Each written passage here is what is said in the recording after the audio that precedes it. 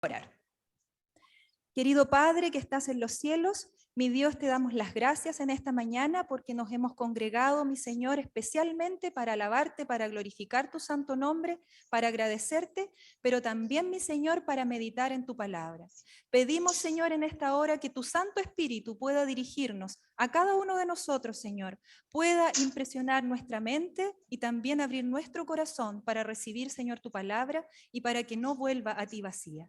Bendito Padre, en forma personal, ruego, Señor, que tu Espíritu pueda dirigirme y que no salga ninguna palabra de mi boca, Señor, que vaya en contra de lo que tú dices en tu palabra. Te lo rogamos y te lo pedimos en el nombre de Cristo Jesús. Amén. Muy bien.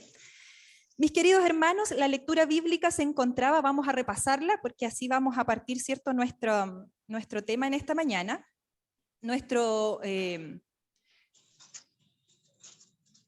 La lectura bíblica se encontraba allí en Hechos, el capítulo 1, ¿cierto? En el verso 14. Pero yo quiero que partamos leyendo un poquito antes.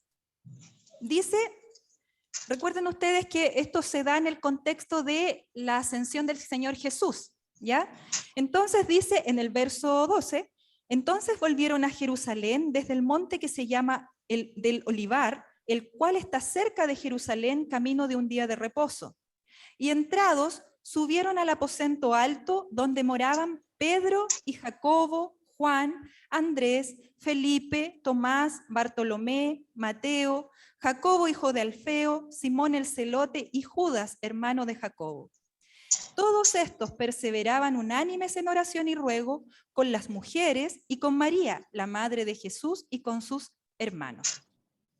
Nosotros, queridos hermanos, estamos en la espera del derramamiento de la lluvia tardía, ¿cierto? Estamos en la espera en que el Espíritu Santo pueda, ¿cierto?, lograr ese proceso individual de reavivamiento y reforma en nuestros corazones, en nuestra mente, ¿no es verdad? Y estamos viviendo la misma espera, de alguna forma, que este grupo de hermanos, ¿ya? Recuerden ustedes que de alguna forma aquí vemos cómo nace la iglesia primitiva, ¿cierto? Como la conocemos de alguna forma. Y aquí hay un grupito de personas. ¿Cuántos serán? 11, 12, dice con la madre de Jesús, y las mujeres, pongámosle, no sé, que haya un grupo de 20 personas. Pensemos en un grupo de 20 personas, ¿ya? Y contabilizando a lo mejor allí unos niños, ¿ya? Un grupo de 20 personas que estaba esperando algo en particular, ¿cierto? Estaba esperando el cumplimiento de una promesa. Nosotros también estamos esperando el cumplimiento de una promesa, que es el derramamiento del Espíritu Santo en la lluvia tardía. Ahora, ¿cómo será este derramamiento del Espíritu Santo en nuestros tiempos? Dice que el Espíritu Profecía dice que va a ser similar a lo que ocurrió en el Pentecostés. ¿Cuál es el Pentecostés? Este episodio que vamos a revisar en esta hora. Por eso es que es necesario que meditemos, ¿cierto?, en la actitud, en la condición y en cómo estaban ellos esperando el cumplimiento de esa promesa. ¿Ya? Ahora, ¿cómo será esto? Vimos aquí, ¿verdad?, en estos versículos, una característica bien especial. Dice en el verso 14, dice que todos perseveraban unánimes. Ahí ya partimos con algo particular, ¿no? Estaban unánimes. Y en realidad el comentario bíblico y también lo que mencionan muchos que han estudiado estos textos, ¿no?, dicen que en realidad aquí el estar unánime hace una referencia para mostrar la diferencia que existía en sus corazones y en la actitud, ¿cierto?, de esas personas en ese momento a cómo estaban, por ejemplo, en la cena del Señor. ¿Recuerdan ustedes ese episodio? Los discípulos allí rodeando al Señor, ¿y cómo estaban? Había como un grado de rivalidad, que este quería estar al lado del Señor, que quería sentarse acá, ¿verdad? Había un poco de rivalidad entre ellos. Bueno, aquí no existía eso. Entonces estaban unidos, estaban unánimes, con un mismo espíritu, con un mismo sentir, ¿ya? Y todos estaban esperando. Ahora hay algo bien interesante también. Dice después, ¿cierto?, que estaban unidos en oración y ruego, esperando el cumplimiento de la promesa. Ahora veamos a este grupito. Yo le decía, pensemos en alrededor de 20 personas. Constituye este grupito, ¿qué podría ser? Si nosotros lo asemejamos a algo que conocemos. Un grupo pequeño, me dice el hermano acá, pero es trampa porque él sabe para dónde voy, ¿ya? Así que, pero ustedes, así, desde lo que ustedes conocen. Puede ser, por ejemplo, una clase de escuela sabática, ¿cierto? Puede ser también una filial, ¿cierto? Una iglesia chiquitita. ¿Qué más puede ser?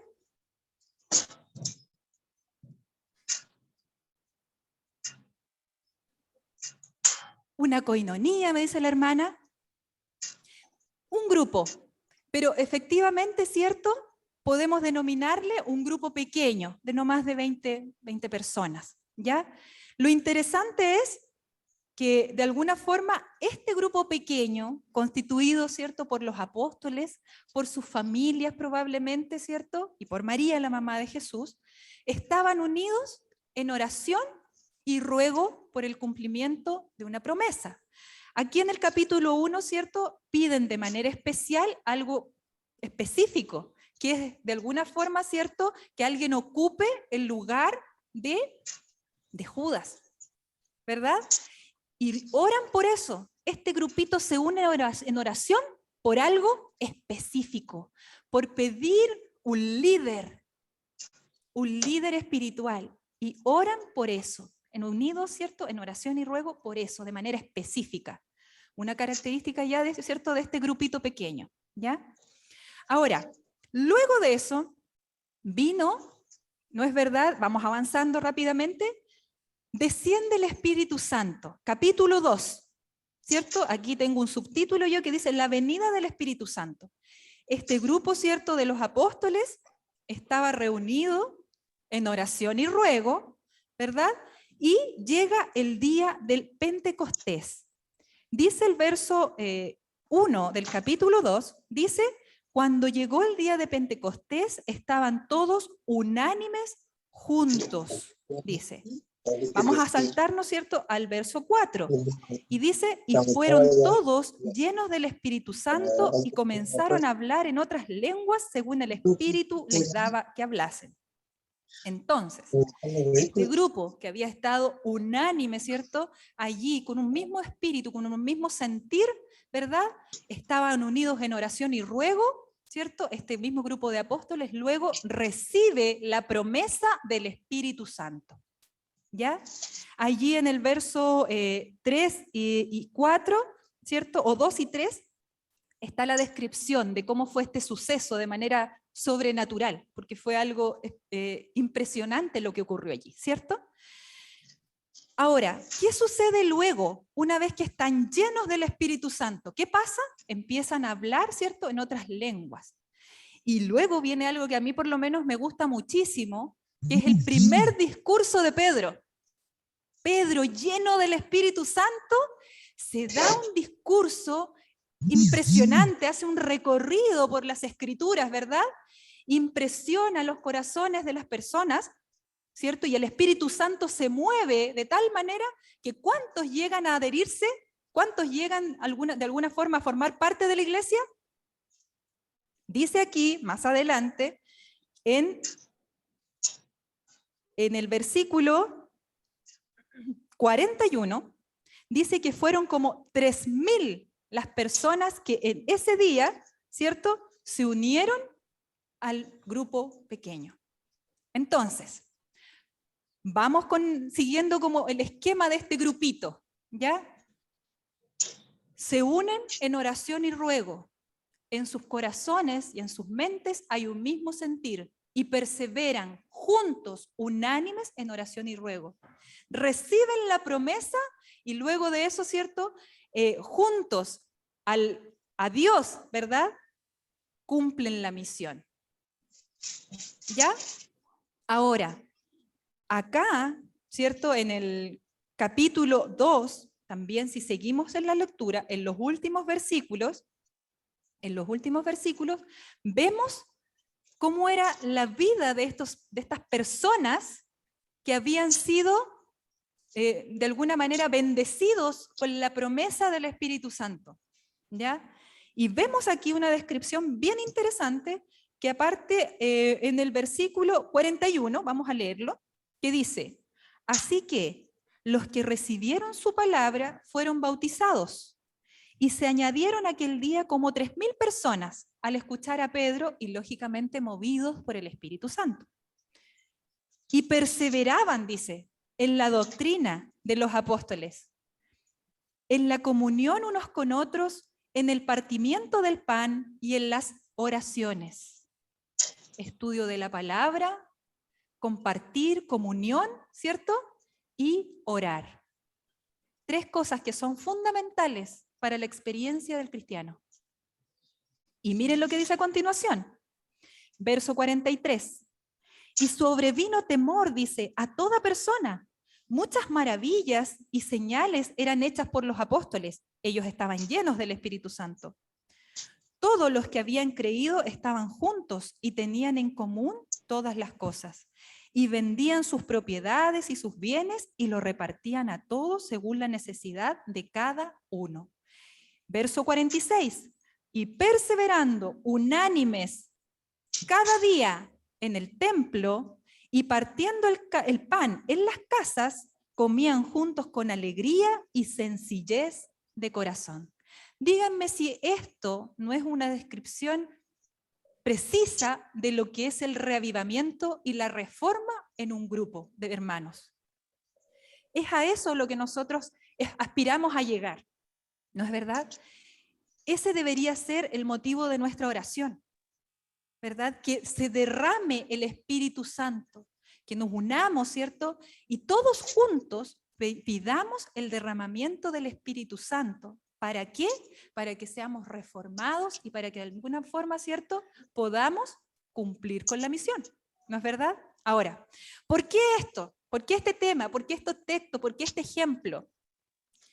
¿Dónde estaban estos grupos, este grupo de personas? ¿Dónde estaban? Dice allí en los versículos, ¿cierto?, que estaban en el templo, pero también en las casas.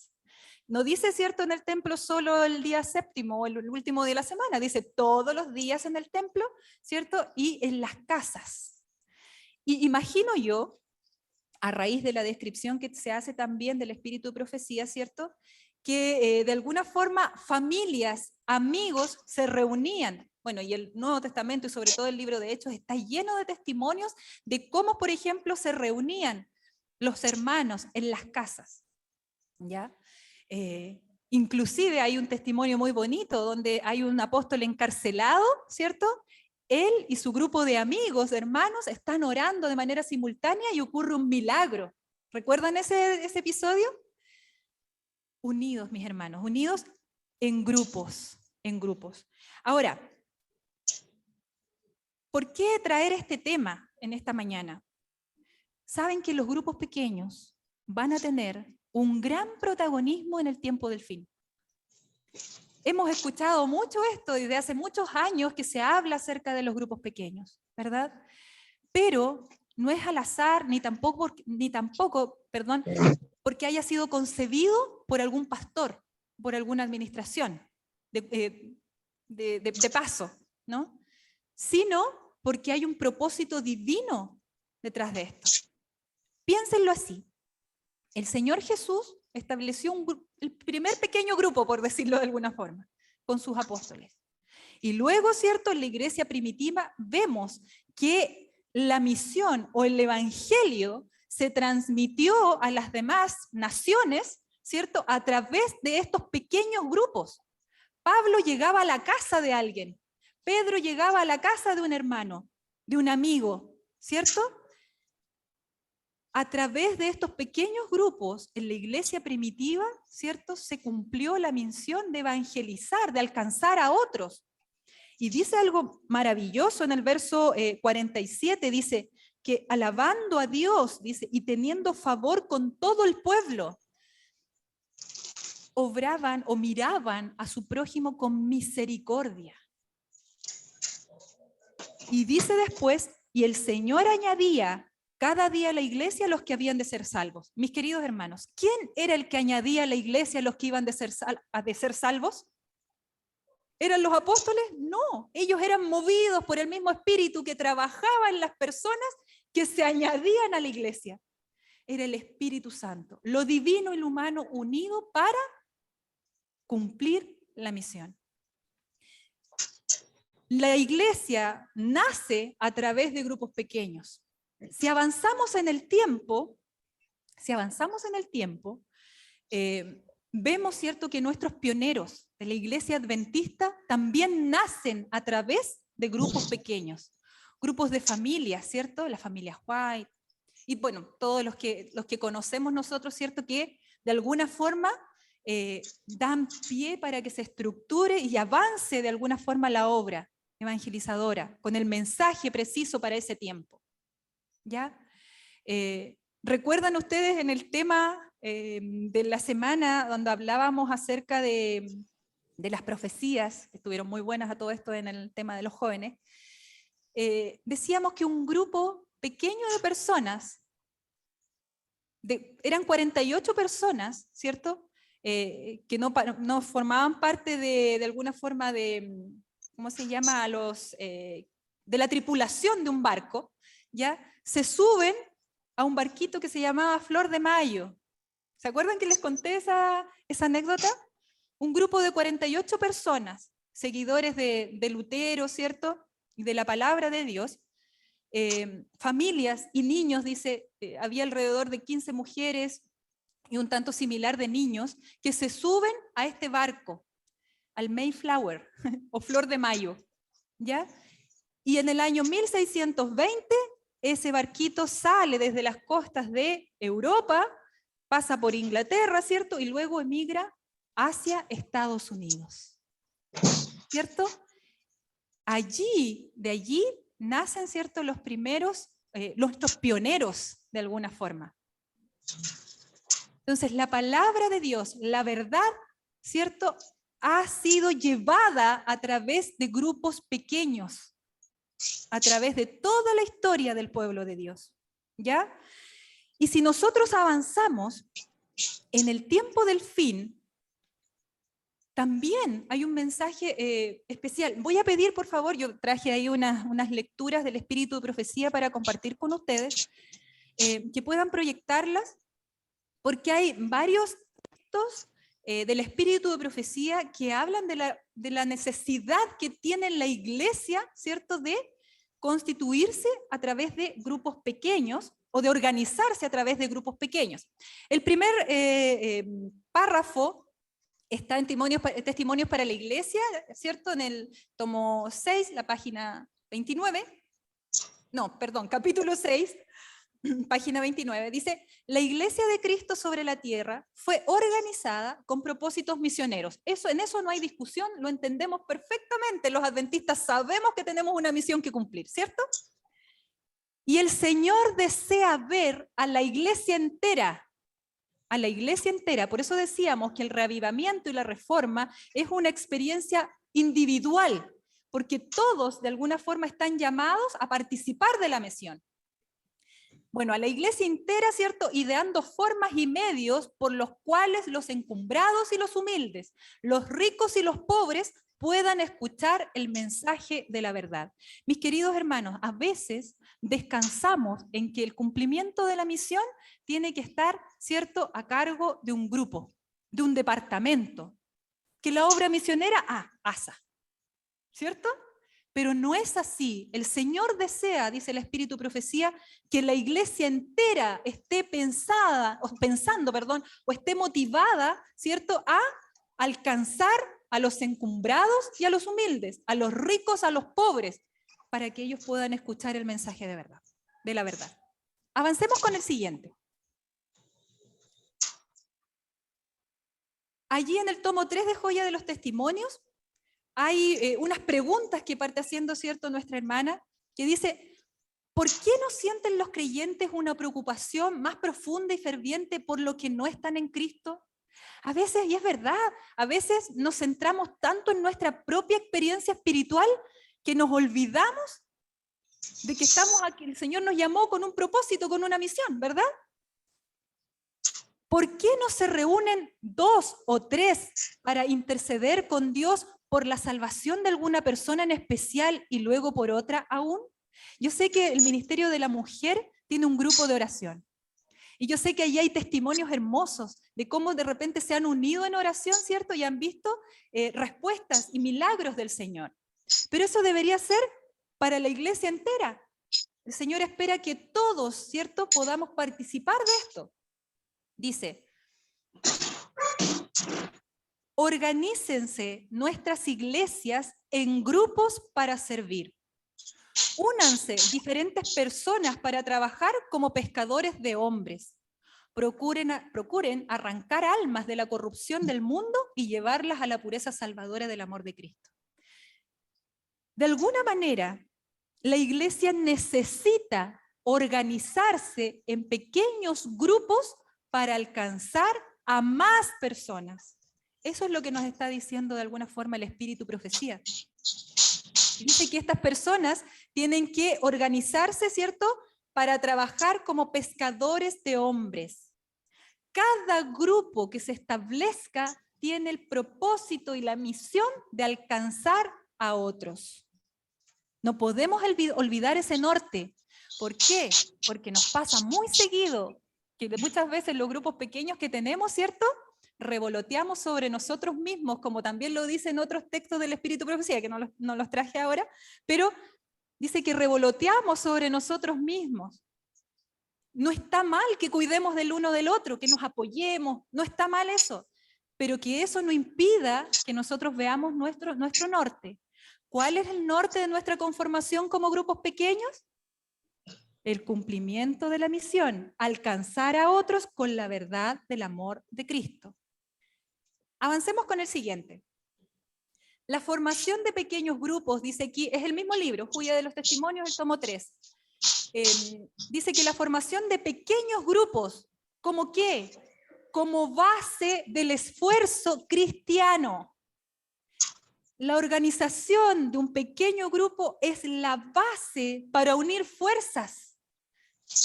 Dice que me ha sido presentada, dice, por uno que no puede errar. Por Cristo. No es idea de nuestra hermana, no es idea de la iglesia, no es idea de la administración, de la asociación general, no. Es el propósito y el modelo de Cristo que el evangelio llegue a los demás a través de pequeños grupos. Dice más adelante, si hay muchos miembros en la iglesia, organícense en pequeños grupos para trabajar no solo por los miembros de la iglesia. ¿Dice que no debemos ocuparnos de nuestros hermanos? No dice eso, ¿cierto? Dice que tenemos que trabajar por los miembros de la iglesia también. Organícense, dice, en pequeños grupos para trabajar no solo por los miembros de la iglesia, sino en favor de los incrédulos. Si en algún lugar hay solamente 2 o 3 que conocen la verdad, organícense en un grupo de obreros. Y aquí, queridos hermanos, también hay podríamos sacar otra verdad tal vez, o más bien otro mensaje, que es que muchas veces conformamos nuestros grupos pequeños por afinidad, ¿cierto? Y con mis amigos yo me reúno, ¿es cierto? Pero eso tiende a que nos quedemos, Dice que no necesariamente, de alguna forma, donde hubiesen, en un grupo, en un sector, donde hubiesen 2 o 3 personas que conozcan la verdad, que se reúnan, ¿cierto? Y se organicen como un pequeño grupo. ¿Dónde sería eso? En un domicilio, en una casa, ¿cierto? Bien, dice, luego, voy a saltarme ahí el párrafo en blanco, dice, trabajen con el mismo amor que Cristo en favor de los que no están en el redil, olvidándose del yo en su esfuerzo por ayudar a otros. Qué importante eso, hermanos. ¿Saben qué? Nuestra iglesia necesita que nos olvidemos del yo. La semana pasada, ¿cuándo fue? El sábado anterior me tocó tomar el tema en el culto de tarde y hablaba acerca de las actividades, ¿cierto? Y actividades, bueno, tengo aquí mismo el libro, porque voy a citarlo después a continuación. Estilo de vida y actividades del remanente, ¿cierto? Y allí decía que una de las primeras características que tenía o debía tener este grupo era que iba a tener un espíritu de servicio y de sacrificio propio. Muchas veces anteponemos, ¿cierto?, nuestra comodidad ante el cumplimiento de la misión. Y allí hay un llamado potente para todos nosotros. Saben que la vida, si bien es cierto, el Señor nos va a bendecir con muchas cosas que van a suplir nuestras necesidades, la vida del cristiano muchas veces requiere de esto, de que yo renuncie al yo, de que tenga un espíritu de sacrificio y que tenga un ejercicio de voluntad, ¿cierto?, para el cumplimiento de la misión. Dice que olvidándose del yo en su esfuerzo por ayudar a otros. Mientras trabajen y oren en el nombre de Cristo, aumentará su número. Dice que mientras nosotros estemos haciendo eso, ¿quién se encargaba de llevar a la iglesia a los que habían de ser salvos? El Señor. Nosotros solamente tenemos que trabajar, unirnos al Señor en ese trabajo. Vamos a avanzar. Aquí hay algo bien interesante, que esto lo encontré en el Conflicto de los Siglos, en la página 683, porque efectivamente los grupos pequeños van a tener relevancia tanto, ¿cierto?, al prepararnos, al recibir la lluvia tardía y también, ¿cierto?, al cumplir la misión, pero también cuando ya se acabe el tiempo de gracia. Van a haber grupos de hermanos que se van a quedar en las ciudades, pero van a haber otros grupos, dice allí, ¿cierto? Vamos a leerlo mejor. Dice, cuando el decreto promulgado por los diversos dignatarios de la cristiandad contra quienes guardan los mandamientos retire la protección del gobierno y los abandone a los que desean eliminarlos, ¿qué va a hacer el pueblo de Dios? El pueblo de Dios huirá de las ciudades y los pueblos y se unirá en grupos. En grupos. Dice, para vivir en los lugares más desolados y solitarios. Yo conozco algunos lugares desolados y solitarios, olvidados por el mundo, así que vamos a pasar el dato. Voy a hacer un grupito. Hermanos queridos, aún en la persecución, cuando se emita el decreto que nos impida, ¿cierto?, o más bien que de alguna forma atente contra nuestra libertad y nuestra conciencia, ¿cierto?, al provocar, o más bien al atacar directamente los mandamientos de Dios, allí también nos reuniremos en grupitos, y es más, ese capítulo describe inclusive que dentro de las cárceles a veces, en esos lugares ahí olvidados, o tal vez a los que se queden en las ciudades, ¿verdad?, y van a vivir experiencias muy dolorosas, en grupitos se van a apoyar dentro de los calabozos. En esos grupitos de fieles van a orar, van a pedir que Dios, ¿cierto?, los libere. Entonces, mis queridos hermanos, los grupos pequeños o grupos de hermanos van a tener su protagonismo antes, durante y en plena persecución, ¿ya? Por lo tanto, aquí efectivamente no es, como les decía yo, no es una idea que sea formada por los humanos.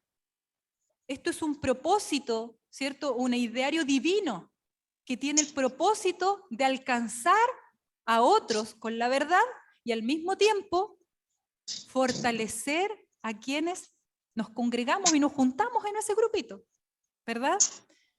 Pero mis queridos hermanos, no olvide lo que dice el capítulo 1, el verso 14. Dice que la condición previa para que se derrame el Espíritu Santo, se provoque en nosotros, ¿cierto?, el reavivamiento y la reforma, y podamos efectivamente ser revestidos con el Espíritu Santo y llenos del Espíritu Santo, debemos estar perseverando unánimes en oración y ruego en grupos pequeños. En grupos pequeños. ¿Saben qué? En el texto anterior, o más bien en este, cuando dice que el decreto sea promulgado, ¿a quién creen ustedes que van a buscar primero? Cuando se emita el decreto, ¿a quién creen ustedes que van a buscar primero? Un pastor decía, nosotros vamos a ser los primeros que vamos a ser buscados. Los líderes religiosos de nuestra iglesia, los directores de colegio, voy a ponerme así, ¿cierto? Pero cada persona que tenga un liderazgo dentro de la iglesia va a ser buscado y probablemente ser llevado cautivo y procesado probablemente, ¿cierto?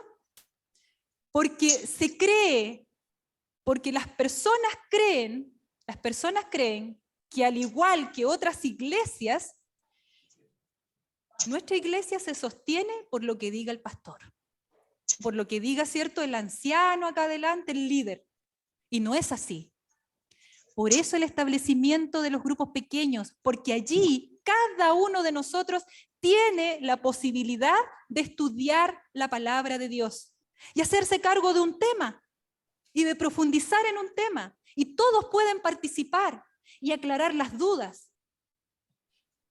Aunque nuestros pastores, nuestros líderes sean llevados cautivos, la obra no parará. Porque cada uno de nosotros debe estar cimentado en la palabra de Dios. Y en este minuto nosotros deberíamos estar perseverando en la doctrina, unidos en oración y ruego por el cumplimiento de la promesa. La invitación, mi querido hermano, es a que usted forme parte de un grupo pequeño.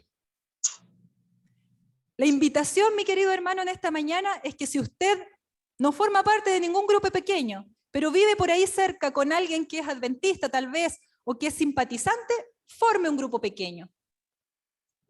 Pida instrucción tal vez, pida ayuda y congréguese. Porque esa va a ser la estrategia del último tiempo.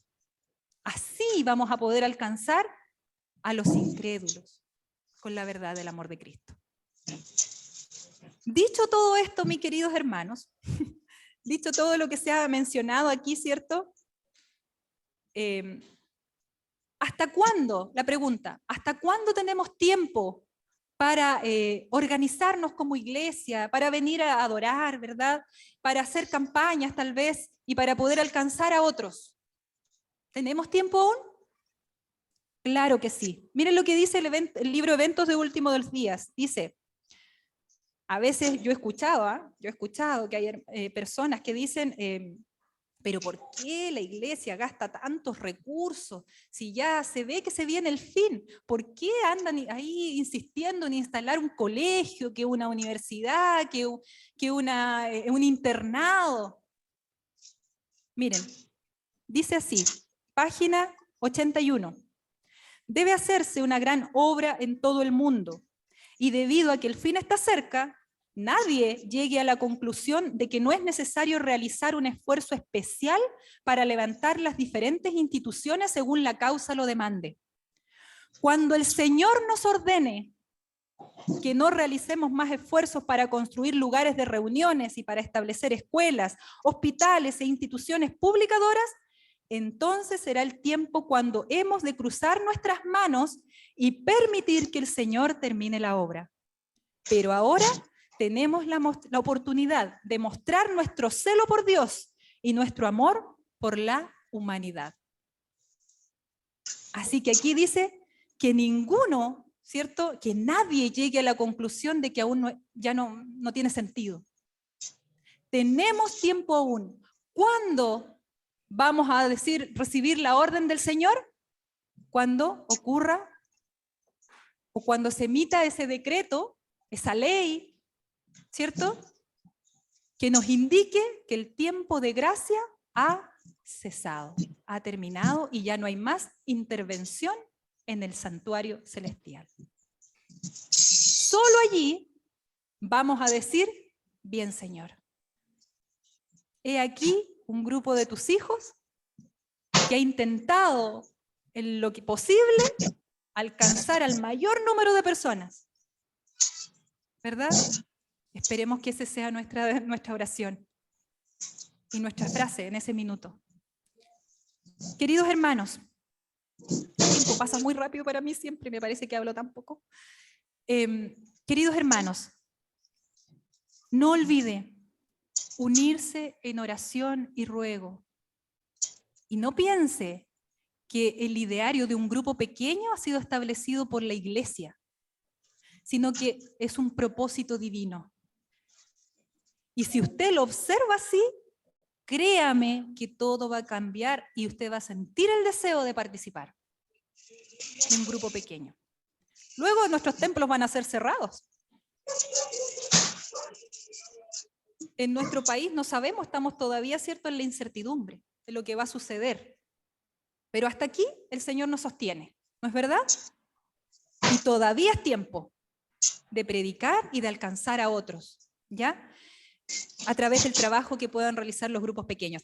Miren, el tema en esta mañana de alguna forma quiere realizar la invitación a un mes especial. Por calendario, en nuestra iglesia, el mes de agosto es el mes de los grupos pequeños. En nuestra iglesia existen 4 grupos pequeños. 3 unidades, bueno, sí, 3 unidades de acción, podríamos decir, 4 unidades de acción, que son de escuela sabática, ¿ya? Y en el mes de agosto vamos a tener una agenda especial, especialmente preparada para nuestros grupos pequeños. Y vamos a culminar el mes de manera presencial. Nuestro hermano Sergio ya les anticipaba, ¿cierto?, que la iglesia se prepara y está orando para el retorno presencial, ¿cierto?, en su totalidad, para el día 27 de agosto. Bueno, durante todo el mes de agosto, los grupos pequeños van a estar trabajando y uniéndose en oración y ruego, ¿no es verdad?, para que podamos recibir la promesa del Espíritu Santo. Pero además, durante el mes de agosto, los grupos pequeños de nuestra iglesia van a estar trabajando en favor de los incrédulos. ¿Ya? Hay una lista y una nómina de contactos misioneros con los cuales se va a trabajar. ¿Ya? Durante todo ese mes, los grupos pequeños van a estar orando y rogando, ¿cierto?, por el cumplimiento de la promesa del derramamiento del Espíritu Santo, y también trabajando en favor de las demás personas. Y luego, el día 27 de agosto, en la tarde, el sábado de tarde, vamos a comenzar con una semana de oración para los grupos pequeños, la que va a culminar el sábado siguiente, el día 3 de septiembre, en la tarde. En la tarde, porque vamos a hacer un programa, otrora lo hacíamos, ¿no?, donde nos vamos a encontrar en nuestra iglesia todos los grupos pequeños. Y vamos, con la gracia del Señor, ¿cierto?, con la acción del Espíritu Santo, a poder traer a nuestros invitados especiales, para que participen de una actividad y juntos podamos orar y adorar ese día en la tarde. El día 3 va a ser un día muy bendecido. Desde ya ore y pídele al Señor que le organice su agenda y sus tiempos y le dé sabiduría para poder administrar su tiempo, ¿cierto?, para que ese día 3 de septiembre pueda participar todo el día en la iglesia. ¿Por qué? Porque en la mañana hay una actividad especial. Comienza el mes de mayordomía. Estoy pasando el dato aquí. Pero comienza el mes de mayordomía y hay un programa especial y hermoso preparado para nuestros niños a la hora del sermón. Y en la tarde vamos a tener la fiesta, ¿cierto?, perdónenme el término, pero nuestro encuentro de grupos pequeños, para que así, ¿cierto?, podamos tener un día sábado redondito y volvamos con todo, ¿cierto?, el ánimo y el esfuerzo a la presencialidad. Queridos hermanos, ¿qué nos queda ahora? Como decía Hechos, allí 1:14, unirnos. Que haya en nosotros, dice el Señor Jesús, un mismo sentir, como lo hubo en el Señor Jesús. A eso hace referencia la unanimidad. Unánimes, ¿cierto?, en oración y ruego por el cumplimiento de la promesa. Que el Señor nos pueda bendecir, mis queridos hermanos, un lindo y bendecido sábado para cada uno.